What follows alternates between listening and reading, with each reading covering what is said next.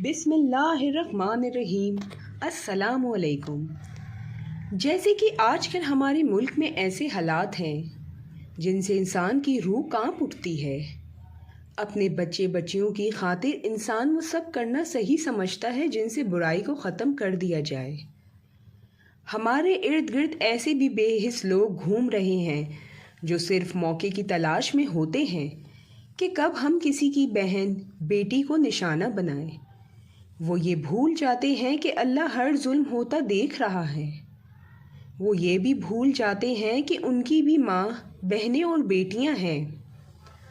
آج آپ کے سامنے انہی حالات کے پیش نظر ایک ایسا واقعہ پیش کرنے جا رہی ہوں جس کو سن کر کوئی بھی غلط کام کرنے سے پہلے یہ لازمی خیال کر لیں کہ اللہ رب العزت نے ہر ایک بندے کے ساتھ انصاف ضرور کرنا ہے۔ اللہ کا خوف اور روز قیامت کا منظر کو نہ بھولیں کہ جب اللہ کی عدالت میں پیش کیے جائیں گے تو ہمارے ساتھ کیا معاملہ پیش آئے گا۔ آثار قدیمہ کا مشاہدہ کرنے کے لیے طالبات اور معلومات کا ریسرچ ٹور ایک بستی کی طرف عازم سفر ہوا۔ جب گاڑی وہاں پہنچی تو وہ ایک بے آباد علاقہ تھا، بہت کم باشندے اور الگ تھلگ۔ طالبات بس سے اتریں اور پرانے آثار دیکھنے اور تحریر کرنے لگیں۔ پہل تو سب مل جل کر مشاہدہ اور تبادلہ خیال کر رہی تھیں، لیکن تھوڑی دیر بعد طالبات بکھر گئیں اور ہر طالبہ اپنی اپنی پسندیدہ چیز کے پاس کھڑی ہو گئی۔ ایک طالبہ معلومات رقم کرنے میں زیادہ ہی منہمک ہو گئی اور دیگر طالبات سے کافی دور چلی گئی۔ کچھ دیر کے بعد وہ سب یہ سمجھتے ہوئے دوبارہ بس میں سوار ہو گئیں کہ تمام طالبات بیٹھ چکی ہیں اور واپسی کے سفر پر روانہ ہو گئی، لیکن وہ طالبہ وہیں رہ گئی۔ جب کافی دیر ہو گئی تو وہ واپس آئی، لیکن وہاں کوئی نہ تھا۔ اس نے آواز بلند پکارا، لیکن کوئی جواب نہ ملا۔ اس نے فیصلہ کیا کہ پیدل چلتے ہوئے ساتھ والی بستی میں جاتی ہوں، شاید کوئی وسیلہ مل جائے۔ کافی دیر چلنے کے بعد اسے ایک چھوٹی سی جھونپڑی دکھائی دی۔ وہ اس کے قریب گئی اور دستک دی۔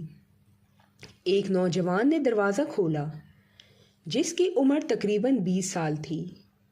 وہ ایک ساتھ ہی دہشت زدہ ہو کر بولا، "تو کون ہے؟" اس نے کہا، "میں ایک طالبہ ہوں، یہاں ایک اسکول بس کے ساتھ آئی تھی، لیکن وہ مجھے تنہا چھوڑ کر چلے گئے اور مجھے واپسی کے راستے کا بھی علم نہیں۔" نوجوان نے کہا، "تو ایک الگ تھلگ بستی میں ہے اور تیرا گھر جنوب میں ہے، جبکہ تو اس وقت شمال میں ہے اور یہاں کوئی نہیں رہتا۔"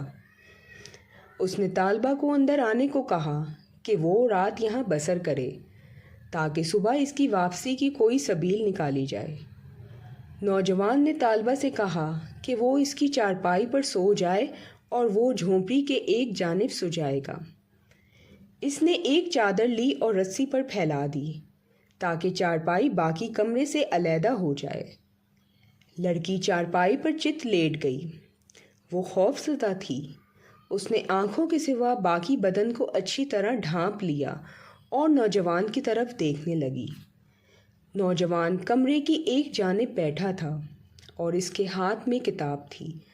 اچانک کتاب کو بند کیا اور سامنے جلتی ہوئی موم بتی کو دیکھنے لگا۔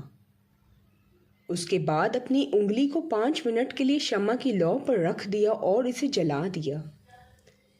اس نے باری باری ساری انگلیاں جلا دیں۔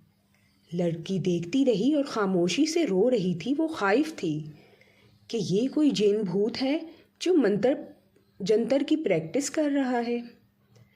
دونوں میں سے کوئی بھی رات بھر نہیں سویا۔ صبح ہو گئی تو اس نے لڑکی کو ساتھ لیا اور منزل مقصود پر پہنچا دیا۔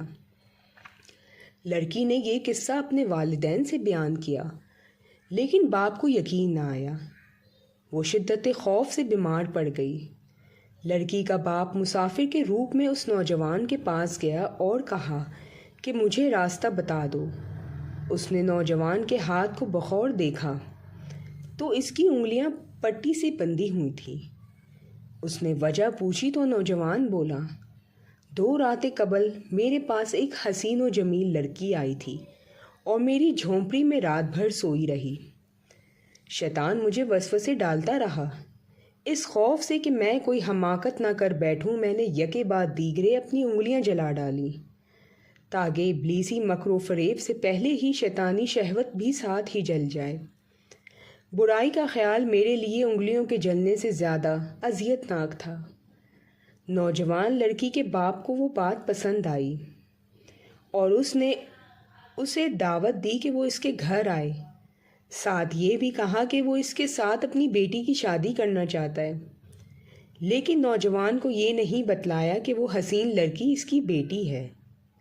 وہ لڑکی نوجوان کو ایک رات حرام سے اجتناب کے عوض عمر بھر کے لیے حلال طریقے سے مل گئی۔ کاش ہر کوئی ایسی ہی سوچ رکھے تاکہ ہر ایک لڑکی خود کو محفوظ سمجھے۔